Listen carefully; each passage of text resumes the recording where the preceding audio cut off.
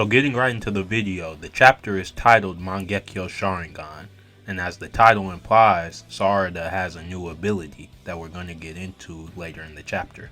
But before all that, I want to start off with knowing that Yodo is now dead, and Koji confirmed this to us through his prescience. But he lets Ada and Boruto know that this was the only possible route, and that if Boruto went and saved Sarada and the gang, then Sarada would have never awakened her Mangekyo Sharingan. I'm kinda upset at that because Yodo had a cool ability, and I thought she'd last a little longer in the story.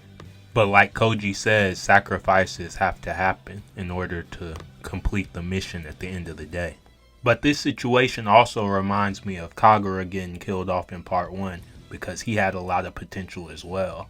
But back to the chapter, Yodo's death is what makes Sarada start taking Ryu seriously in the battle, and Yodo's downfall causes Sarada to activate her Mangekyo Sharingan. And like a lot of people have already noted, when she started using her Mangekyo Sharingan's ability, the jutsu she uses appears to be a lot like Kamui. But as we learn throughout the chapter, this isn't the case at all. I mentioned in my chapter 20 review that Sarada's Mangekyo Sharingan ability is a lot like Madara's Black Pool ability from Storm 4. But unlike the Black Pool, Sarada's ability can suck things from distances as well, and she can have multiple points where it's used. We also heard that this ability functions a lot like Kamui, but Kamui only works on the exact spot it's used. And like I just said, Sarada can have multiple black holes active all at once, and that's something Kamui was never able to do, or that we were ever able to see happen, not even with DMS Kakashi. What's more, in the chapter, Sarada and Ryu both start floating in midair, with Mitsuki helping the reader know what's going on. Mitsuki explains that Sarada's ability is controlling gravity essentially. So Mitsuki basically confirms to us that this basically is a black hole, in a sense. And also, the ability of her Mangekyo Sharingan is called Ohirume. The name Ohirume is in reference to Sasuke's Amaterasu. Ohirume is also another name for the Shinto sun goddess, who is also named Amaterasu, and both Itachi and Sasuke could use the Amaterasu jutsu. Now, as crazy as it sounds, I think this is actually Sarada's second ability that we're actually being made aware of. I say this is the second ability because the first ability still wasn't explained as far as what we are aware of in the manga. If you remember at the end of Boruto Part 1, right before Naruto got sealed away, Boruto started having a premonition of everything that was about to occur later in the day. And we saw a panel of Karma V2 Kawaki slashing down somebody. And I believe he was slashing down Boruto, but that timeline didn't happen right. And it didn't happen because Sarada had activated her Mangekyo Sharingan and changed the flow of events.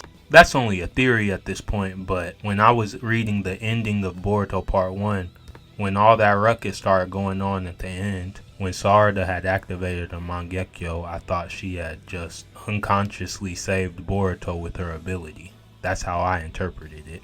But back to the Ohirume, this is an extremely busted jutsu. Sarada was not only able to negate all of Ryu's jutsu with it, she rendered him helpless in the air and then one-shot him with the destructive force of the black holes around him. So let me know in the comments below, do you think this is the most powerful Mangekyo Sharingan ability of all the abilities we're aware of? In terms of pure, uncut and raw power, it probably is. But in my opinion, I don't think the Ohirume is as versatile as Obito's Kamui. And me personally, I'd take Itachi's Tsukuyomi or Shisui's Koto Matsukami over the Ohirume any day of the week. But what makes the Ohirume so broken is the fact that Sarada is able to freely control gravity for not only herself but for all of the black holes she conjures up on the battlefield. But going back to the start of the video where I was talking about Yodo's death, Koji told Boruto that it was necessary for Sarada to awaken Ohirume. Koji basically let Boruto know that the trade-off for Yodo's death for Sarada getting Ohirume was very much worth it, and the sacrifice that was needed for them to get that power. It kind of sucks for Yodo, but as we just established, Sarada's new Mangekyo ability Ohirume is definitely pretty busted, and it was worth Konoha getting their hands on it. So as you all should know, Boruto wasn't having any of what Koji was saying. I mean, if you read the chapter, you could tell by his body language. Boruto wants the best possible outcome without having anyone to die, but unfortunately that's not how the world works. And it doesn't even seem like that was the worst of Boruto's news. Well, Koji had more news for Boruto, and it looked like he was going to tell him that Konohamaru was going to die. But he warns Boruto that their plan will fail if he goes to the battlefield, because Jura will appear immediately and kill him. And if Boruto dies, the whole mission is a failure. And as you can already guess, Boruto decided to ignore Koji's warning to save Konohamaru, and he went straight to the battlefield and cut down Matsuri. Now in Konohamaru's defense, if he would have went all out from the beginning and didn't hesitate, he probably would have got down Matsuri in one blow from his double big ball Rasengan. But they were both on their last legs, and Boruto ended up showing up and delivering the final blow on Matsuri. By the way the panel is drawn, it looks like Boruto gave Matsuri the Frieza treatment from what future Trunks did to him back in Dragon Ball Z. But this chapter was insane. 2 of the Shinju are already down. They went down in the same chapter. So the only Shinju that are left are Jura, Hidari, and Mamushi. But just as Kashin Koji had warned Boruto what would happen, at that moment Jura sensed Boruto's presence as soon as he appeared and cut down Matsuri. So this is where the chapter ends, and let me tell you, chapter 21 of Two Blue Vortex was definitely a banger. But as good as it was, I cannot wait for chapter 22. I'm interested to see how Jura and Boruto's confrontation is going to turn out. I think it's about time for Momoshiki to finally make his debut in Two Blue Vortex. However, in my opinion, I do think Kawaki is going to end up showing up. If you guys remember in the earlier chapters, in the original timeline, Kawaki was never supposed to have his limiters lifted. He was supposed to have honed his skills with Naruto over the time skip, but he ended up sealing Naruto. And as a result, over the years, Kawaki never knew that he had limiters, nor did he decide to actually train, because he was so far above everybody else with his karma as is. Amado never needed to give Kawaki his full power. But Boruto ended up spilling the beans and telling Kawaki what he shouldn't have known. And all of that happened right before Team 7 met up with Yodo and Araya. But having said that, there's still a chance that Kawaki might not show up. Only because I can't see them working together to fight Jura, because Kawaki uses his karma and Boruto doesn't. So them fighting dynamically could pose some issues, just because if they start fighting side by side, their karmas could resonate and Momoshiki could unknowingly take over Boruto's body.